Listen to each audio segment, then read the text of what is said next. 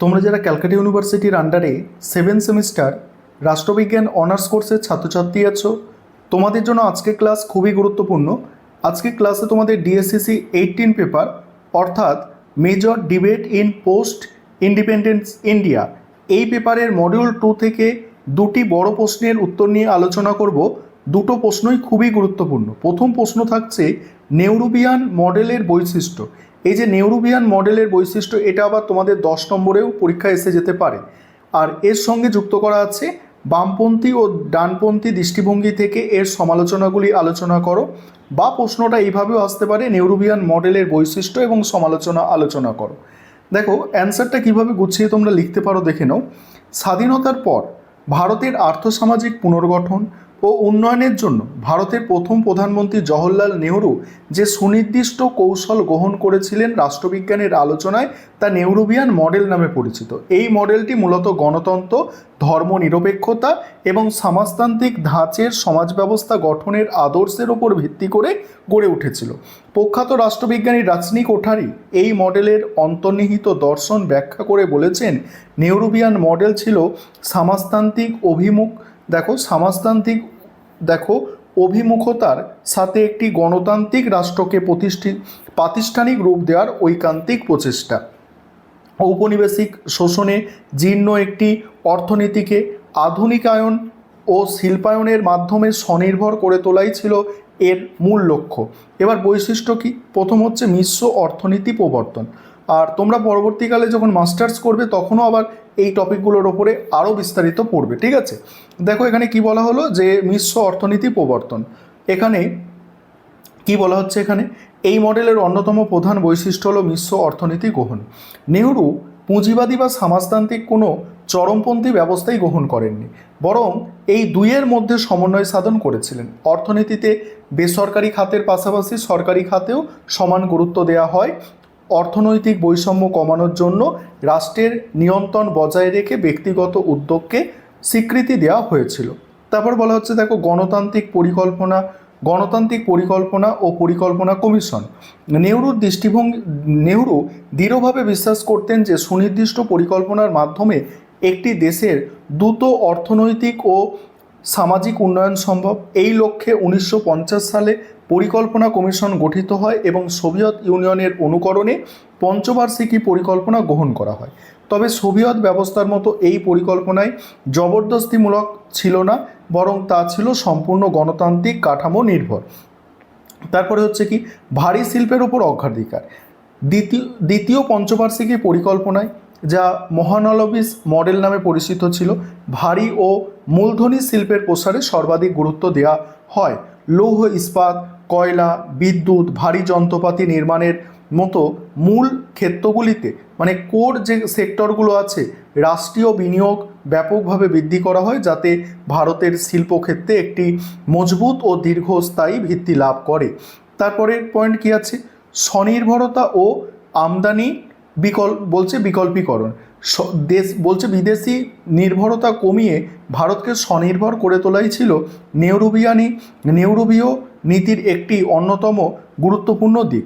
আমদানি বিকল্পীকরণ নীতির মাধ্যমে দেশে বিদেশি পণ্যের আমদানি কমানোর পক্ষে পদক্ষেপ নেওয়া হয় এবং দেশীয় প্রযুক্তি ও শিল্পের সাহায্যে এই সব সামগ্রী উৎপাদনের উপরে জোর দেওয়া হয়। তারপর হচ্ছে কল্যাণমূলক রাষ্ট্রের আদর্শ। নেহরুভিয়ান মডেলে কেবল অর্থনৈতিক প্রবৃত্তির কথাই বলা হয়নি, সামাজিক ন্যায় বিচার ও কল্যাণমূলক নীতি গ্রহণের উপরেও জোর দেওয়া হয়েছিল। শিক্ষা, স্বাস্থ্য, কর্মসংস্থান, গ্রামীণ উন্নয়ন এবং দারিদ্র্য দূরীকরণের মতো বিষয়গুলি রাষ্ট্রকে প্রত্যক্ষ দায়িত্ব গ্রহণের নির্দেশ দেওয়া হয়, যাতে উন্নয়নের সুফল সমাজের পিছিয়ে পড়া মানুষের কাছে পৌঁছায়। তারপর হচ্ছে ডানপন্থী ও বামপন্থী দৃষ্টিভঙ্গি থেকে এর সমালোচনা। উন্নয়নের এই মডেলটি বিভিন্ন রাজনৈতিক মহল ও তাত্ত্বিকদের কাছ থেকে তীব্র সমালোচিত হয়েছে।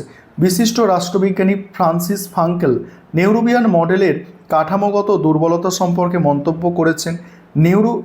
নেহরুর উন্নয়ন কৌশলটি ছিল মূলত একটি রাজনৈতিক আপোষ, যা কাঠামোগত পরিবর্তনের পরিবর্তে ধীরে ধীরে রূপান্তরের ওপরে জোর দিয়েছিল। ফলে সমাজে বৈষম্য থেকেই যায়। এই আপোষমূলক নীতির কারণেই মডেলটি বাম ও ডান উভয় পান্থ থেকেই সমালোচনার সম্মুখীন হয়। বামপন্থী ও মার্ক্সবাদী দৃষ্টিভঙ্গি থেকে সমালোচকরা মনে করেন নেহরু সমাজতান্ত্রিক ধাঁচের সমাজ ছিল আসলে ধনতান্ত্রিক বিকাশেরই একটি প্রচ্ছন্ন রূপ। বামপন্থীদের মতে এই মডেল একচেটিয়া পুঁজিপতি ও বুর্জোয়াদেরই সবচেয়ে বেশি সুবিধা করে দিয়েছিল। রাষ্ট্রীয় খাতগুলি পরোক্ষভাবে বেসরকারি পুঁজিপতিদের কাঁচামাল ও পরিকাঠামোগত সহায়তা দিয়ে তাদের স্বার্থ রক্ষার্থেই কাজ করে। এছাড়া আমূল ভূমি সংস্কারের ক্ষেত্রে সরকারের রাজনৈতিক সদিচ্ছার অভাব, গ্রামাঞ্চলে জমিদার ও জোতদারদের আধিপত্য বজায় থাকে এবং সাধারণ কৃষক ও শ্রমিক শ্রেণীর প্রকৃত মুক্তি সম্ভব হয়নি। তারপর অন্যদিকে ডানপন্থী বা উদারপন্থী সমালোচকরা নেহরুভিয়ান মডেলে রাষ্ট্রের মাত্রাধিক নিয়ন্ত্রণের কঠোর সমালোচনা করেছেন। চক্রবর্তী রাজগোপালাচারী বা স্বতন্ত্র পার্টির মতো ডানপন্থী সমালোচকদের মতে লাইসেন্স, পারমিট, কোটারাজ এর কারণে বেসরকারি উদ্যোগ ও মুক্ত বাজার অর্থনীতি চরমভাবে বাধাগ্রস্ত হয়েছে। রাষ্ট্রের অতিরিক্ত হস্তক্ষেপ, সরকারি খাতগুলিতে অদক্ষতা, দুর্নীতি ও আমলাতান্ত্রিক দীর্ঘসূত্রিতা বৃদ্ধি পায়। এছাড়া ডানপন্থীরা অভিযোগ করে যে ভারী শিল্পের ওপর অতিরিক্ত জোর দিতে গিয়ে ভারতের মতো কৃষিপ্রধান দেশে কৃষিক্ষেত্রে চরমভাবে অবহেলা করা হয়েছিল, যা পরবর্তীকালে দেশে গভীর খাদ্য সংকটের জন্ম দেয়। এবার উপসংহার দিয়ে প্রশ্নের উত্তর শেষ করতে হবে। উপসংহারটা আর পড়ছি না, তোমরা দেখে নাও। তারপর আজকে ক্লাসের দ্বিতীয় প্রশ্ন, সবুজ বিপ্লব। সবুজ বিপ্লব বলতে কী বোঝো বা কাকে বলে, আর ভারতের কৃষি ব্যবস্থায় এর সাফল্য, বর্জন এবং পরিবেশগত মূল্য বিশ্লেষণ করো। প্রথমে ইন্ট্রোডাকশন অর্থাৎ ভূমিকা দিয়ে শুরু করতে হবে। স্বাধীন ভারতের রাজনৈতিক অর্থনীতির অন্যতম প্রধান বিতর্কিত বিষয় হল 60-এর দশকে গৃহীত কৃষির উন্নয়ন নীতি। তীব্র খাদ্য সংকটের মোকাবিলায় ভারত সরকার প্রথাগত কৃষির বদলে আধুনিক প্রযুক্তি নির্ভর কৃষি ব্যবস্থার ওপরে জোর দেয়। প্রখ্যাত রাষ্ট্রবিজ্ঞানী ফ্রান্সিস ফাঙ্কেল এই নীতির প্রেক্ষাপট ব্যাখ্যা করতে গিয়ে বলেছেন, সবুজ বিপ্লব নিছক কোনো প্রযুক্তিগত পরিবর্তন ছিল না, বরং এটি ছিল আমূল ভূমি সংস্কার এড়িয়ে গিয়ে উৎপাদন বৃদ্ধির এক সুপরিকল্পিত রাজনৈতিক কৌশল। মূলত খাদ্য নিরাপত্তা নিশ্চিত করতে রাষ্ট্র এই প্রযুক্তিগত হস্তক্ষেপ ভারতের গ্রামীণ সমাজ ও অর্থনীতিতে এক সুদূরপ্রসারী প্রভাব ফেলেছিল। এবার হচ্ছে সবুজ বিপ্লব বলতে কী বোঝো, এই পোর্শনটা তোমরা বুঝে নাও।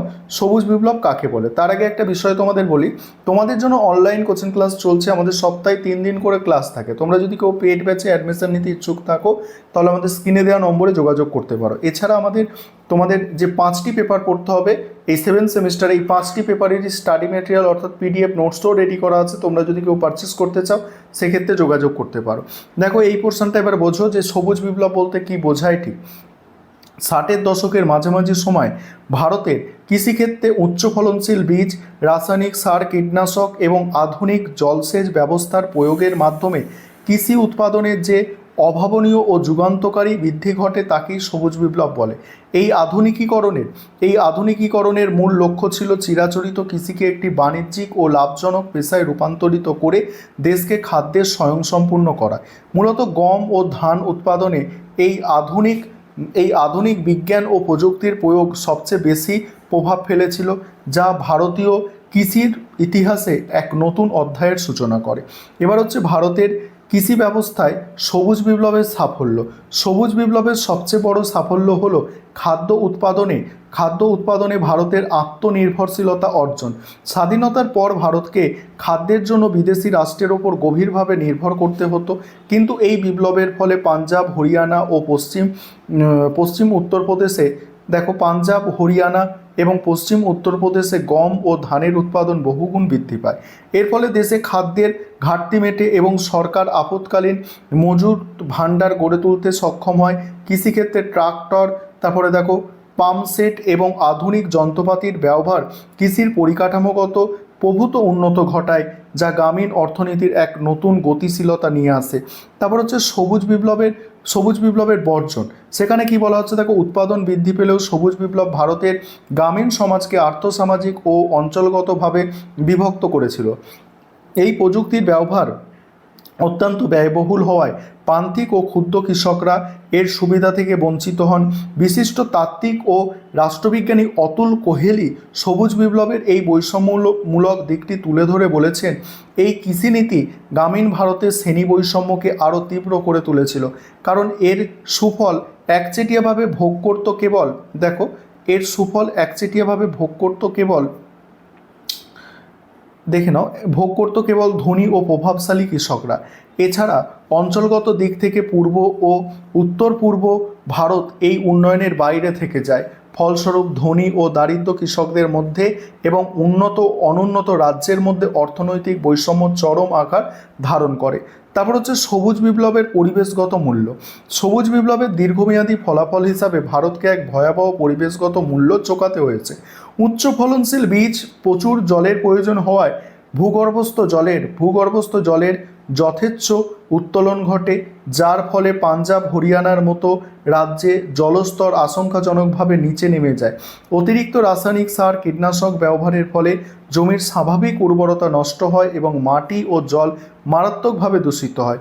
এর পাশাপাশি এই ধরনের ফসলের ব্যাপক চাষের ফলে প্রাকৃতিক জীববৈচিত্র্য ধ্বংস হয় এবং কৃষি জমি তার নিজস্ব ভারসাম্য হারিয়ে ফেলে।